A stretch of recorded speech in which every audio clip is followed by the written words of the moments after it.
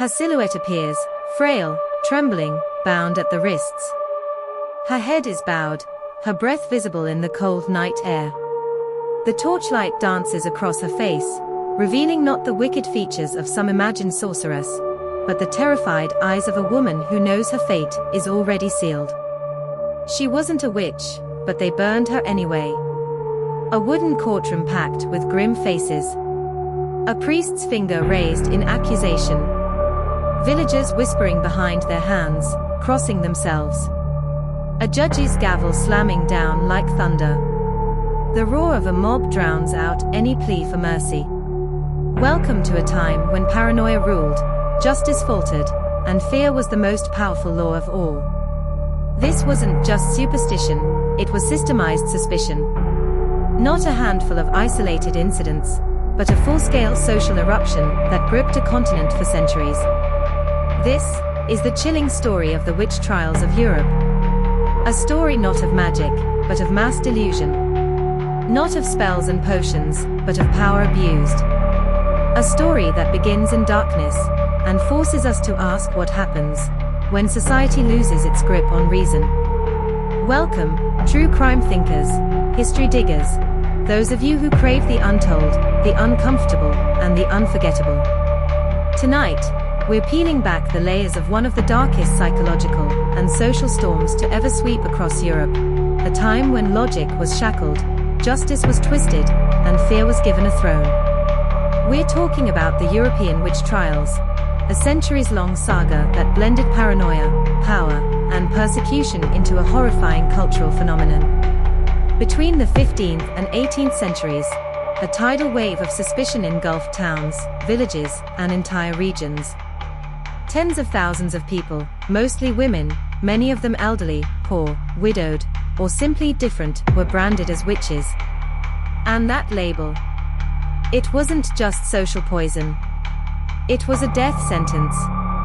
They were dragged from their homes, subjected to brutal interrogations, tortured until their minds and bodies broke, and then executed, burned at the stake, hanged, drowned, or buried alive. All in the name of rooting out evil. But what if the true evil wasn't the accused, but the accusation itself? This isn't just a history lesson. It's a reflection, a mirror that forces us to ask, what made neighbors turn on each other with such vicious certainty? What social anxieties, religious dogmas, and political pressures fanned the flames of mass hysteria? And here's the real question that should make all of us pause. Could something like this happen again, in a different form, under a different name? Tonight, we step into a world where belief trumped evidence, where justice bowed to fear, and where the line between righteousness and revenge disappeared into smoke. Are you ready? Let's begin. Forget the fairy tale nonsense, the broomsticks, the bubbling cauldrons, the black cats silhouetted against a full moon. The real witch hunts. They had nothing to do with magic. They had everything to do with control, conformity, and chaos. Europe, from the 1400s to the 1700s, was a continent teetering on the edge. Famine withered crops and bellies. Plagues wiped out entire villages. Wars tore through borders, faiths, and families. In that unstable world, fear wasn't a passing emotion, it was the oxygen people breathed. Communities, desperate for answers in a sea of uncertainty, did what terrified groups have done across history. They looked for someone to blame. And who better than the old widow who lived alone? The herbalist with too much knowledge.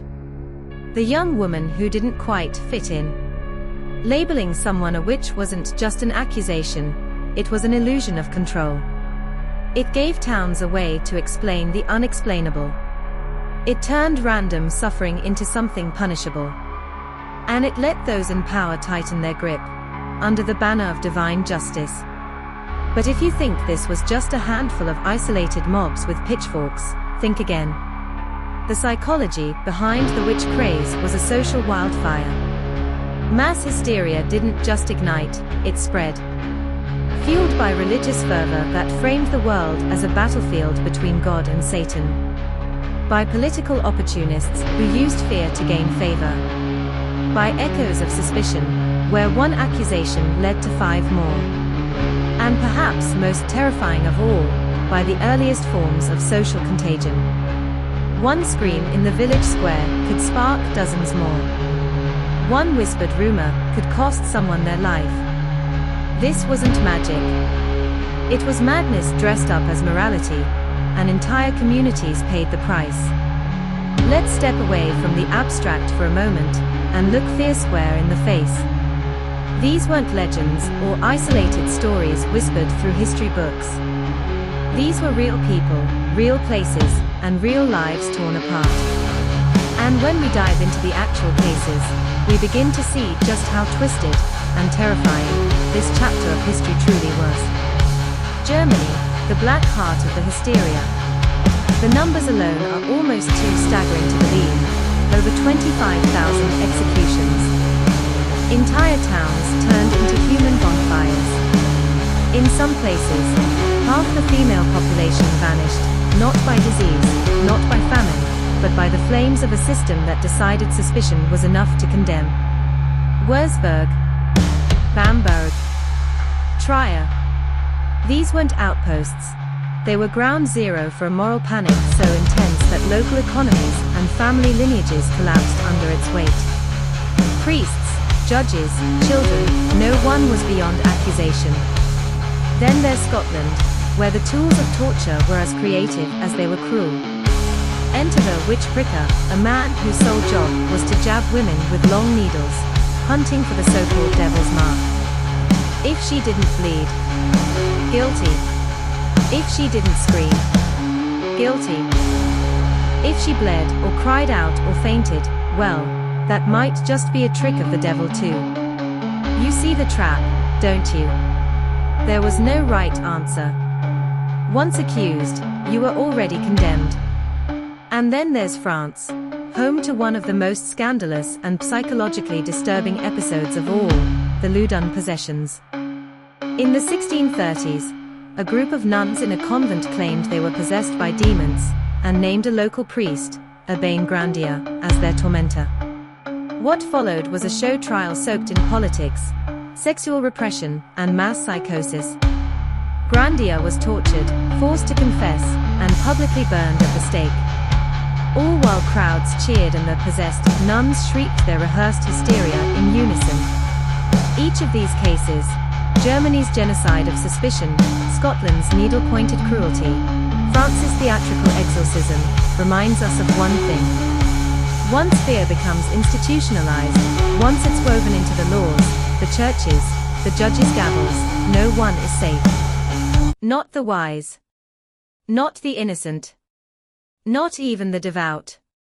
Because when society decides that belief is more important than truth, it only takes a whisper to light the match. Now here's a question that isn't just rhetorical, it's personal. Really think about it.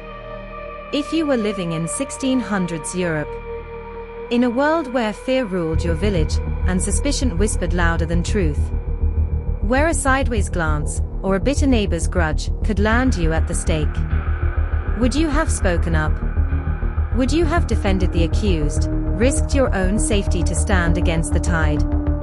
Or would you have looked away, terrified, unsure, telling yourself it's better to stay silent than to become the next target? Thinking face, it's a heavy question. But it's the kind of question history demands we ask. So tell me, honestly, what would you have done? Drop your answer in the comments. I really want to know how you see yourself in that moment of crisis. Because these aren't just ghost stories.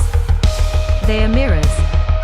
And hey, if you're as fascinated by the darker corners of human behavior as we are, if stories like these make you rethink what you thought you knew about society, power, and fear, then hit that like button. Subscribe if you haven't already. We've got plenty more stories that don't just tell you history, they make you feel it. Eventually, the fires dimmed. The witch trials that had once consumed Europe began to lose their grip, not because people suddenly grew more compassionate, but because the world itself began to change. The Enlightenment swept in like a tide, bringing with it the sharp tools of science, reason, and legal reform. Suddenly, the burden of proof mattered more than whispers. Evidence began to outweigh emotion. And the idea that one could be burned for a dream, a rumor, or a birthmark started to crumble under the weight of logic. But by then, the damage had already been carved deep. Entire generations lived and died in fear. Fear disguised as faith, fear institutionalized as law. Mothers were lost. Daughters disappeared. Whole communities learned to look over their shoulders, to distrust, to accuse before being accused. And here's the haunting part. It never really ended. The bonfires may be gone, but the witch hunts, they've just changed shape. You can see them today in the way cancel culture spreads online, swift, emotional, and often without a fair hearing. In the way misinformation spreads like wildfire, turning friends against each other before facts can catch up. In mob justice, where outrage takes the place of due process and public shame becomes the new execution. It may not be torches and trials anymore, but the psychology. It's familiar. Uncomfortably familiar. So what's the lesson in all this? It's this: critical thinking is our best defense. Not just against superstition, but against every form of mass panic, every echo of fear dressed up as truth.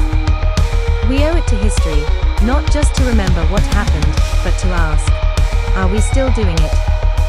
And if we are, how do we stop? The witch trials of Europe were never truly about witches. Not really. Not the broomsticks. Not the spells.